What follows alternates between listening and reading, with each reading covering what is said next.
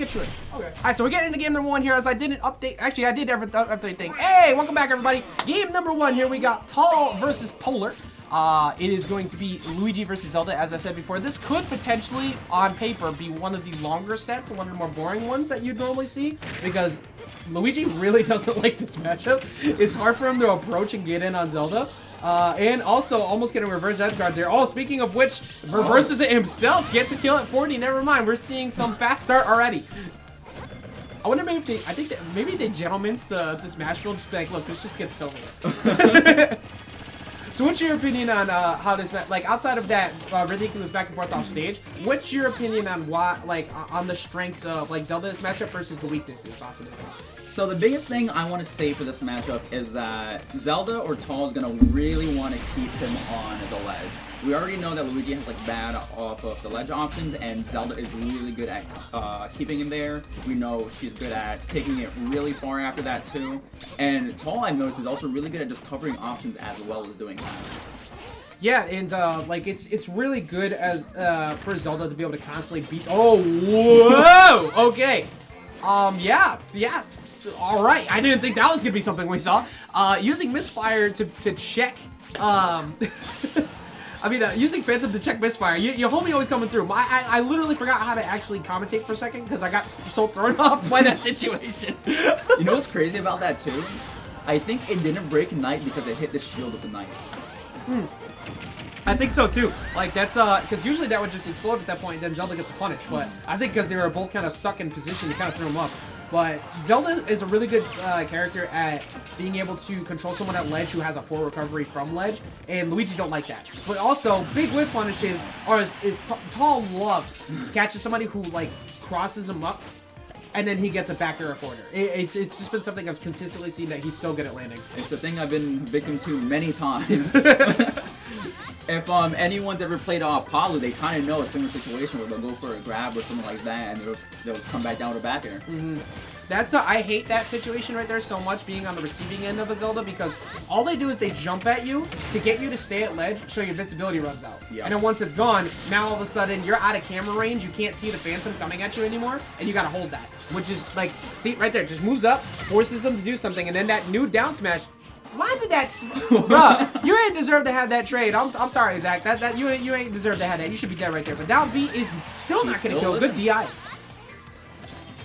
I just love Tall's use of Knight just to keep him there. Like, you can't really do anything about this, and that's fine, because I'm just gonna get back to ledge.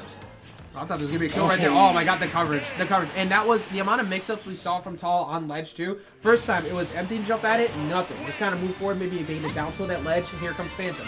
Second time, stayed at roll distance, but near neutral get up enough to put fear into Polar to stay there, and then he jumped.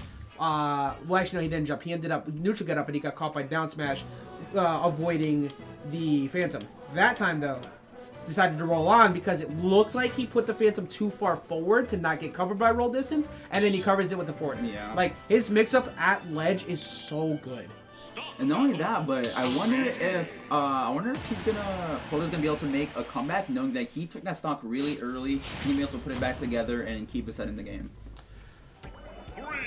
Yeah, that's like, that's the big factor of fighting against someone who's really good at kind of playing stationary as the set goes on, and you lose that first game. It's like, all right, well, now I have to navigate around that again. My neutral game is not really good. How do I get in on it? But we saw this earlier. I can't remember against who, but Polar kind of got, like, I think bodied by Philly, I think game 1. And then game 2 happened, and it was almost a 3, like, I think it was a 3-star. So that could happen here in this too, with many different landing options with Battlefield. At the moment, though, we're seeing the same win condition come in. That time, didn't stayed at roll distance to put, like, that same fear, and then covered it with forward smash. It's all so scary being on the ledge against Zelda. All her kill options kill so early.